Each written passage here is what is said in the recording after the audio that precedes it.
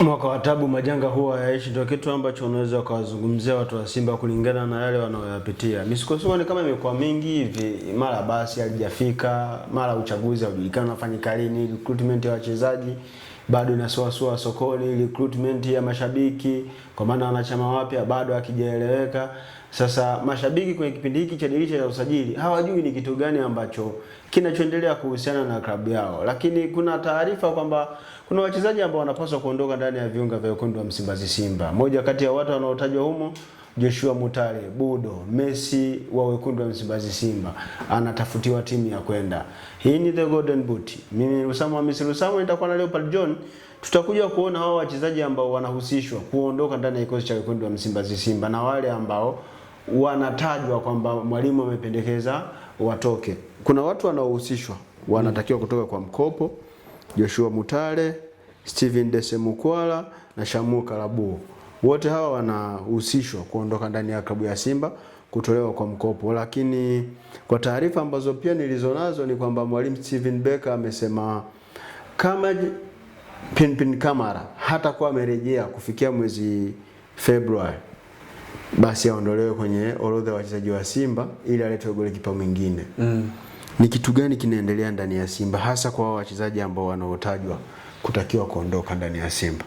Yeah, of course, kwanza ni performance ambayo imekuwa haina muendelezo. Tumia neno performance mbovu. Performance ambayo na viheshimu viwango vya Steven Desemukwala kwa maana ni national team call up ya Uganda, kwa maana Mwalimu Popote alimjumuisha Steven Desemukwala katika wachezaji ambao watasafiri kuelekea michuano ya AFCON nchini Morocco.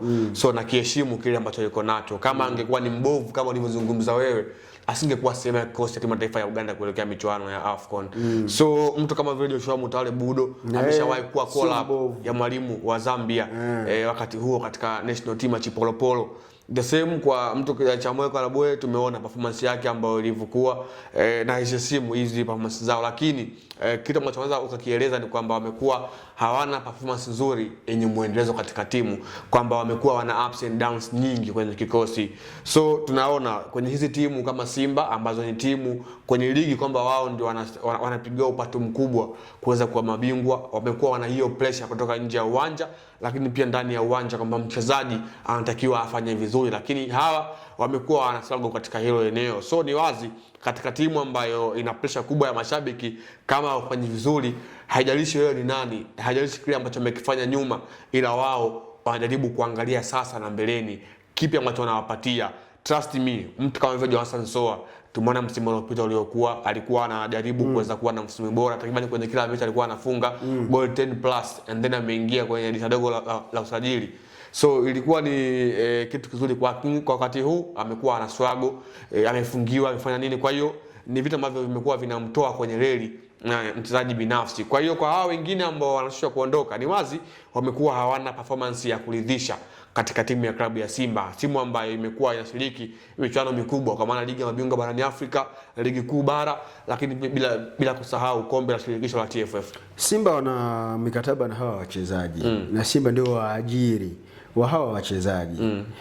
Ugumu wa Simba kuterminate mikataba yao na kuwaondosha ndani ya kikosi uko wapi mpaka waanze kuwatafuta mawakala wa kuwaunganisha na timu nyingine ili waje wachukue kwa mkopo? Yaani kwa nini Simba wanazunguka sana? Ni kwa sababu gani?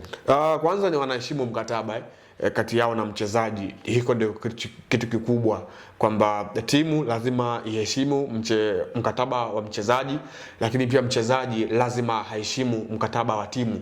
Hao yani mikataba yao imekuwa inalindana hivyo. Yaani kama vile wewe utembee na mkataba wangu mimi nitembee na mkataba wako wewe. Ndio ambavyo vimekuwa vinamata kwa pamoja. Kwa hiyo Simba hiko ni cha kwanza ambacho wanakiangalia. Yasije akatokea yale mtu ameondoka alafu analia tena kwamba anadai milioni ngapi, inakuwa inachafuliwa brand na kuonekana uongozi kwamba haufai. Simba wameamua kulikwepa hilo, ndio maana wanatafuta njia sahihi ya kila mmoja arizike kwa upande wake. Bwana, tuachie klabu yetu, wewe ni mchezaji utapata. Wachezaji waliopo wanaonekana ni wachezaji wasiofaa ndani ya Simba kwa sababu wameshindwa kudeliver kile ambacho ni matarajio ya wana Simba wengi. Simba ina struggle na wao wakiwepo, maana yake nitumie lugha nyepesi sana, sorry to say this, ni useless kwenye kikosi. Kama hawatumiki maana yake ni mzigo kwenye timu. Kwa nini uendelee kuwakumbatia na kuanza kuzunguka kuwatafutia timu hii, kuwatafutia timu ile, kuwatafutia wakala huyu? Ugumu wa wenyewe kufikia hatua wanashindwa kufanya maamuzi kwa sababu ni wachezaji wao. Na ni mkataba, na hakuna mkataba usiovunjwa. Hakuna. Simba wanaepuka nini? Gharama. Kwanza nikwambie hakuna timu ambayo inakosa backup player. Unaweza kukuta timu moja ina wachezaji. Hii ambayo inaonekana ni cream ya Simba ni backup ya Simba vile vile. Yeah, of course, kwa sababu ukiangalia Mutale amekuwa na in and out nyingi kwenye kikosi. Mara tumshuhudie Budo, mara tumshuhudie Mpanzu, mara tumshuhudie Kip Dennis Prosper, leo bwana mdogo Tasambi. Kwa hiyo kumekuwa anaingia toka nyingi kwenye kikosi. The same katika upande wa Steve Dese Mukwala, amekuwa sio regular starter. Na mara nyingi tumekuwa tukimuona mwalimu alikuwa anafanya machagio kama vile tu msimu uliopita kwamba mwalimu alikuwa anaangalia aina ya mechi mshambuliaji ambaye anaweza akaanza naye, mara Ateba, Mukwala. The same kwa safari hii ana washambuliaji watatu akiwemo na Mukwala mwenyewe. Mwalimu amekuwa na kwa maana kocha mkuu amekuwa anamtumia Mukwala kama chaguo la tatu kama sio la pili, mara baada ya Johnson Soa, Sulemani Mwalimu anafuatia yeye. The same safari hii pia Simba ameongeza mshambuliaji kwa maana Baraka Mwangosi ambaye ni mzawa kutokea klabu ya Mbeya City. Kwa hiyo unaona Simba kwa sehemu moja ama nyingine wameona katika eneo la kushambulia Simba wapo bora kweli kweli, na wameonekana kuna watu ambao wameweza kuwaongeza hapo. Kwa nini wawe wanashambuliaji wawili ambapo wote yani tuseme performance yao ni ile ile, inafanana moja kwa moja, and then unakuwa na unakuwa una viatu viwili ambavyo vyote ni vya aina moja. Na unakuwa na viatu viwili vyote vya mguu wa kulia. Yani hawezi kuvivaa kwa pamoja. Kwa hiyo lazima atoke mmoja and then kuonekane pengo kabisa kweli hapa kunataja mshambuliaji wa aina gani. Ndio maana Simba ameamua kumkata Steve Dese Mukwala. Huku struggle kwenye soko la usajili. Wewe unadhani chanzo ni nini? Kwamba Simba wana struggle sana kwenye soko la usajili. Yani mchezaji wanayemhitaji hawampati, wachezaji wanaotaka waondoke bado na mikataba ya muda mrefu. Shida ya Simba iko wapi?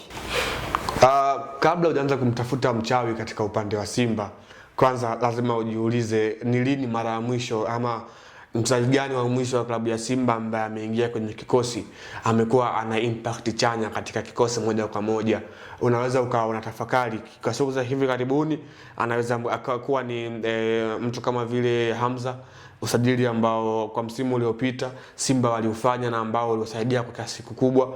The same kwa Elia Mpanzu alivyoingia kwenye kikosi katika dirisha dogo, na kitu ambacho aliongeza katika timu. Yes, of course, unakuja kuangalia pia kwa mtu kama vile eneo la midfield wamekuwa wana shida kweli kweli kwa siku za hivi karibuni. Mwalimu amekuwa anafanya backup changes nyingi takriban kwenye kila mchezo. So timu kama Simba ambayo tunategemea kuweza kuona kikosi ambacho ni consistent imekuwa ni tofauti kwa siku za hivi karibuni. Simba ambayo watu wengi wamekuwa wanaikumbuka ya muda mrefu, tulikuwa tunaona asilimia kubwa kikosi kilikuwa ni kile kile, labda mwalimu akifanya mabadiliko ni ya kiufundi kwa sehemu moja ama nyingine. Tulikuwa tumeshamzoea mtu kama vile Tadeo Luanga katika eneo la midfield, Haribaria the same tulikuwa tunamshuhudia mtu kama vile Chris Mugalu. Kwa hiyo unaona kuna kitu ambacho kimekosekana kwa klabu ya Simba kwa wakati huu, lakini sio kama usajili mbaya. Tumeona Simba msimu uliopita waliingia nchini Nigeria wakaenda kumchukua MVP wa ligi ya Nigeria ambaye alikuwa ni Agasini Okejefa. Lakini angalia amekuja kuswago katika eneo la midfield ya klabu ya Simba. Simba hawa ama uongozi wa Simba ulienda pia kwenda kumchukua mtu kama vile Valentin Nouma ambaye alikuwa na performance nzuri, lakini pia wakafeli. Sasa unakuja kujiuliza, je, ni wachezaji wenyewe wanashindwa kuadapti mazingira ama timu inafanya vipi ama haipo vizuri katika kuwafanya hawa wachezaji wa feel comfortable akiwa na timu? Kwa hiyo ni vitu ambavyo vina maswali mengi, lakini mwisho wa siku sisi ambao tunataka impact kwenye timu tunashuhudia kwamba wachezaji hawafanyi vizuri katika eneo moja ama nyingine. Wachezaji ambao wamekuwa wasajiliwa ndani ya Simba wamekuwa hawafanyi vizuri kama ulivyosema. Wakulaumiwa ni wale wanaowasajili au wachezaji wenyewe wanaosajiliwa wanashindwa kujitambua, wanapelekea viwango vyao kushuka. Inawezekana huko walikotoka walikuwa bora, ila wanapokuja kwenye ligi kuu Tanzania bara wana struggle na kuifanya Simba ionekane timu ya kawaida sana. Shida ni kwa viongozi, shida ni kwa wachezaji, au shida ni wote wachezaji na viongozi? Wachezaji wanaokuja kwanza ni wachezaji ambao inaonekana kwamba consistency kimsingi hawana consistency tangia wakiwa na timu zao. Yani walikuwa wana performance majikujaa.